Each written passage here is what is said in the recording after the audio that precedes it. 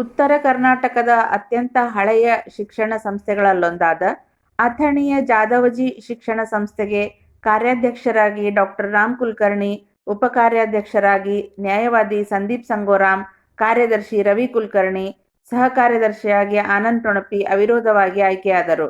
ಇತ್ತೀಚೆಗೆ ಜಾದವಜಿ ಶಿಕ್ಷಣ ಸಂಸ್ಥೆಯ ಆಡಳಿತ ಮಂಡಳಿಗೆ ನಡೆದ ಚುನಾವಣೆಯಲ್ಲಿ Himanshu Bhate, L V. Kulkarni, doctor Amrit Kulkarni, Atharva Deshpande, doctor Avinash Naik, Anand Tonapi, Ravi Kulkarni, Sandeep Sangoram ಆಯ್ಕೆಯಾಗಿದ್ದರು. ಎಸ್.ಎಸ್. ಗರ್ಲ್ಸ್ ಹೈಸ್ಕೂಲ್ ಮತ್ತು ವೆಂಕಟೇಶ್ ಜೇರೆ ಶಾಲೆಯ ಸಿಬ್ಬಂದಿಗಳಿಂದ ಸನ್ಮಾನ ಸ್ವೀಕರಿಸಿ ಮಾತನಾಡಿದ ಡಾಕ್ಟರ್ ರಾಮ್ ಕುಲಕರ್ಣಿ, ನನ್ನ ಅಧಿಕಾರಾವಧಿಯಲ್ಲಿ ಜಾದವಜಿ ಶಿಕ್ಷಣ ಸಂಸ್ಥೆಯಿಂದ ಕಾನೂನು ಮಹಾವಿದ್ಯಾಲಯ, ಬಿ.ಎಡ್ ಮತ್ತು ಸಿಬಿಎಸ್ಇ ಶಾಲೆಯೊಂದನ್ನು ಪ್ರಾರಂಭಿಸುವ ಗುರಿಯಿದೆ ಎಂದ ಅವರು, 108 ವರ್ಷದ ಹಳೆಯ ಶಿಕ್ಷಣ ಸಂಸ್ಥೆಯಾಗಿರುವ ನಮ್ಮ ಸಂಸ್ಥೆ ಶಿಕ್ಷಣಕ್ಕೆ ಮೊದಲ ಆದ್ಯತೆ ನೀಡಿದೆ ಎಂದರು. ಕೆಲಸ ಮಾಡಲಿಕ್ಕೆ ನನಗೆ ಸಿಕ್ಕದ್ದು ವೈಯಕ್ತಿಕ ಒಂದು ಸಲ ಟರ್ಮ್ ಮಾಡಲಿಕ್ಕೆ ಸಿಕ್ಕದ್ದು ನಾನು ಭಾಗ್ಯ ಅಂತ ತಿಳ್ಕೊತೀನಿ. ಯಾಕಂದರೆ ಈ ಶಾಲೆಯ ವಿದ್ಯಾರ್ಥಿ ಆವಾಗ ಕೇವಲ ಜೆ ಹೈಸ್ಕೂಲ್ ಒಂದಾಯಿತು. ನೀವೆಲ್ಲ ನೋಡಿದ್ರಿ, ಈಗ ರಗಡಷ್ಟು ಬೆಳವಣಿಗೆ ಆಗಿದೆ. ಇದ್ದದ್ರೊಳಗೆ ಬೆಳವಣಿಗೆ ಇನ್ನು ಮುಂದೂ ನಾವು ಮಾಡಬೇಕಾಗ್ತದೆ. ಯಾಕಂದ್ರೆ ಬಹಳಷ್ಟು ಸ್ಪರ್ಧಾತ್ಮಕ ಚಟುವಟಿಕೆಗಳು ಶಿಕ್ಷಣದೊಳಗೆ ನಡೀತಾವೆ. ಇವೆಲ್ಲ ನಮ್ಮ ಆಜು ಬಾಜು ರಗಡಷ್ಟು ನೀವು PU ಕಾಲೇಜ್ ಆಗಲಿ, ಕಾಲೇಜಸ್ ಆಗಲಿ ಆಗ್ಯಾವ, government college, government high school, primary schools ರಗಡಷ್ಟು ಆಗಿದ್ದರಿಂದ ಅವರು ಕೂಡ ನಾವು ಅವರ ಸ್ಟ್ಯಾಂಡರ್ಡ್ದಂತೆಯೇ ಅವ್ರಿಗಿಂತ ಒಳ್ಳೆಯದಾಗಿ ಶಿಕ್ಷಣವನ್ನು ಕೊಡುವ ಪ್ರಯತ್ನವನ್ನು ನಾವು ಮುಂದಿನ ದಿನಗಳಲ್ಲಿ ಮಾಡ್ತೀನಿ ಅಂಥೇಳಿ ನಮ್ಮ ಎಲ್ಲ ಕೌನ್ಸಿಲರ್ಸ್ ಪರವಾಗಿ ನಾ ಇವತ್ತು ಹೇಳಬಯಸ್ತೀನಿ. ನಮ್ಮ ಮುಖ್ಯವಾದ ಕೆಲವು ಬಹಳ ಏನೋ ನಾ ಮಾತಾಡಲಿಕ್ಕಿಲ್ಲ, ಮುಖ್ಯವಾಗಿ ಕೆಲವೇ ವಿಷಯಗಳನ್ನು ನಾನು ಹೇಳ್ತೀನಿ. ನಮ್ಮ ಸೊಸೈಟಿಯಿಂದ CBSE ಸ್ಕೂಲ್ ಒಂದು ಮಾಡಬೇಕು, ಇಂಗ್ಲೀಷ್ ಮೀಡಿಯಮ್ದು ಅಂತ ಒಂದನೇದ್ದು. ನಾವು ಇದ್ದದ್ದನ್ನೇ CBSE ಮಾಡಲಿ ಅಥವಾ CBSE ಮತ್ತೊಂದು ಇಂಟ್ರೊಡ್ಯೂಸ್ ಮಾಡಲಿ, ಅದು ಹೆಂಗೆ ಇದು ಬರ್ತದೆ ಆ ಪ್ರಕಾರ ನಾವು ಮಾಡ್ತೀವಿ. ಎರಡನೇದಾಗಿ ನಾವು ಲಾ ಕಾಲೇಜ್ ಚಾಲು ಮಾಡಬೇಕು ಅಂಥೇಳಿ ಎರಡನೇದು ನಮ್ಮದು. ಮೂರನೇದು B.Ed ಕಾಲೇಜ್. ಇವೆರಡೂ ಇಲ್ಲಿಲ್ಲ.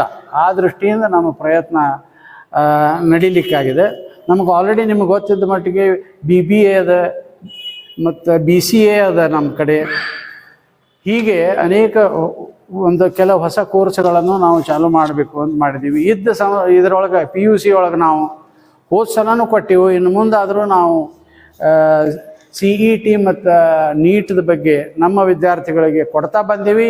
ಈ ಸಲನೂ ಕೊಡ್ತೀವಿ ಅಷ್ಟೇ ಅಲ್ಲ, ಈ ಸಲ ಅದನ್ನು ಒಳ್ಳೆಯ ರೀತಿಯಿಂದ ಕೊಟ್ಟು ವಿದ್ಯಾರ್ಥಿಗಳಿಗೆ ನಾವು ಸ್ವತಃ ಮ್ಯಾನೇಜ್ ಮಾಡಿ ಅದನ್ನು ಕೊಡುವ ವ್ಯವಸ್ಥೆ ನಾವು ಮಾಡ್ತೀವಿ ಅಂಥೇಳಿ ಅವರೆಲ್ಲರ ಪರವಾಗಿ ನಾನು ಇವತ್ತು ಹೇಳಬಯಸ್ತೀನಿ.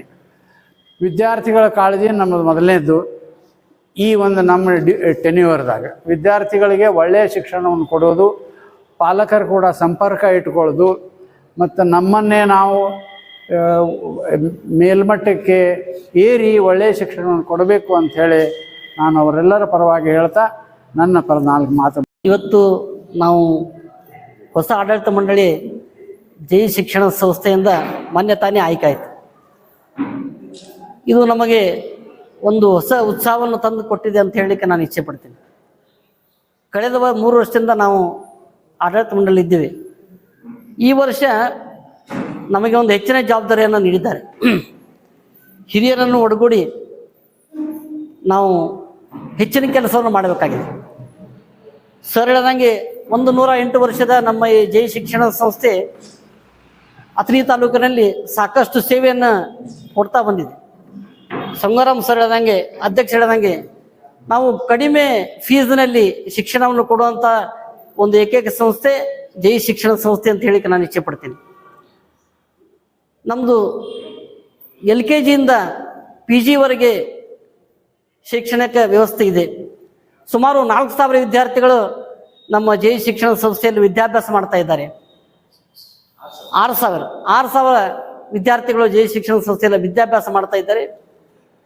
ಜೈ ಶಿಕ್ಷಣ ಸಂಸ್ಥೆ ಮೊದಲಿನಿಂದ ಶಿಕ್ಷಣಕ್ಕೆ ಆದ್ಯತೆ ನೀಡ್ತಾ ಬಂದಿದೆ. ಹಿರಿಯರ ಸಲಹೆಯಂತೆ, ನಮ್ಮ ಹಿಂದಿನ ಎಲ್ಲ ಗುರುಗಳ ಸಲಹೆಯಂತೆ ಅಕಾಡೆಮಿಕನ್ನು ನಾವು ಮುಂದುವರಿಸ್ಕೊಂಡು ಹೋಗ್ತಾ ಇದ್ದೇವೆ.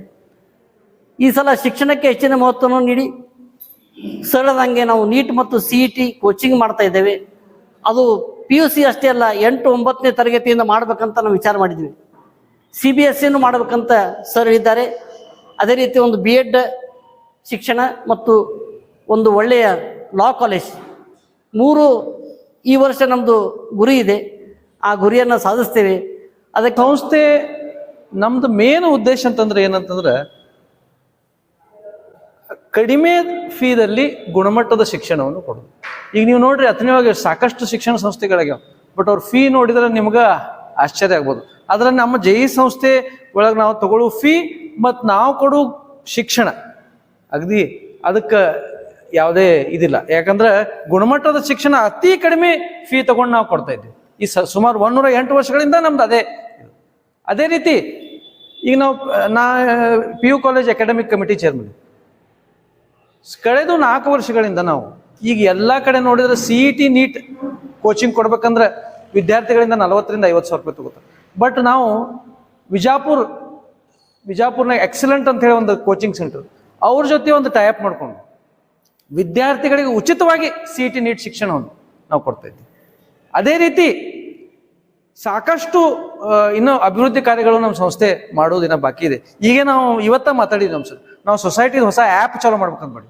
ಯಾಕಂದ್ರೆ ಎಲ್ಲ ಪೇರೆಂಟ್ಸಿಗೆ ತಮ್ಮ ವಿದ್ಯಾರ್ಥಿಗಳು ಏನು ಪರ್ಫಾರ್ಮೆನ್ಸ್ ಮಾಡಿರ್ತಾರೆ ಆ್ಯಪ್ ಮೂಲಕ ಗೊತ್ತಾಗ್ಬೋದು.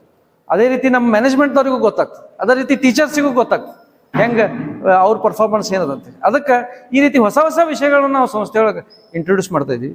ಈ ವರ್ಷ ಬಹುಶಃ ನಾನು ಕಳೆದ 9 ವರ್ಷಗಳಿಂದ ಕೌನ್ಸಿಲ್ ಮೆಂಬರ್ ಇದ್ದೀನಿ. ಅದ್ರ ಬಟ್ ಈ ವರ್ಷ ನನಗೆ ಹೆಚ್ಚಿನ ಹುರುಪು ಬಂತು. ಯಾಕಂತಂದ್ರೆ 8 ಮಂದಿ ಹೊಸದಾಗಿ ನಾವೇನು ಆರ್ಚ್ ಬಂದೀವಿ. ಇದೊಂದು ಯುವ ಪಡೆ ಇದೆ. ಅದೇ ರೀತಿ ನಮ್ಮ ಡಾಕ್ಟರ್ ಆಗಲಿ, ಅರವಿಂದರಾವ್ ದೇಶಪಾಂಡೆ ಅವರಾಗಲಿ, ಉಳ್ಕಿ ಎಲ್ಲ ಬೇರೆ ಬೆನಿಫ್ಯಾಕ್ಟರ್ಸ್ ಆಗಲಿ, ಅವರ ಒಂದು ಏನು ಮಾರ್ಗದರ್ಶನ ಕೂಡ ನಮ್ಮ ಜೊತೆ ಇದೆ. ಅವ್ರ ಎಕ್ಸ್ಪೀರಿಯನ್ಸ್ ಕೂಡ ಏನು blend of youth and experience ಅಂತಾರಲ್ಲ ಆ ಟೈಪ್, ಆ ಒಂದು ಸ್ಥಿತಿ ಈ ಬಾರಿ ನಿರ್ಮಾಣ ಆಗಿದೆ. ಅದಕ್ಕೆ ನಾವು JE ಸಂಸ್ಥೆಯನ್ನು ನಾವೆಲ್ಲರೂ ಕೂಡಿ JE ಸಂಸ್ಥೆಯನ್ನು ಅಥಣಿಯಲ್ಲಿ ಒಂದು ನಂಬರ್ 1 ಸಂಸ್ಥೆ ಮಾಡಲಿಕ್ಕೆ ಪ್ರಯತ್ನ ಮಾಡ್ತಾ ಇದ್ವಿ. ಅದರ ಒಕ್ಕಟ್ನೂರು ತಮಾಮಾಸನ ಅಂತ ಹೇಳಿದ್ರು. ಜೋಶಿ KV ಜೋಶಿ ಅವ್ರ ತಂದೆ ಇವರು ಸ್ಥಾಪನೆ ಮಾಡಿದಂಥ ಸ್ಕೂಲ ಶಿಕ್ಷಕರೇ ನಡೆಸುವಂಥ ಶಾಲೆ. ಆಮೇಲೆ ಆಡಳಿತ ಮಂಡಳಿ ಮಾಡಿಕೊಂಡ 1978ನೇ ಇಸ್ವಿ ರಿಜಿಸ್ಟ್ರೇಷನ್ ಆದಂಥ ಶಾಲೆ. ಇಲ್ಲಿ ಆವಾಗೇನು ಒಂದು ಗುಣಮಟ್ಟದ ಶಿಕ್ಷಣವನ್ನು ಕೊಡ್ತಾರೆ.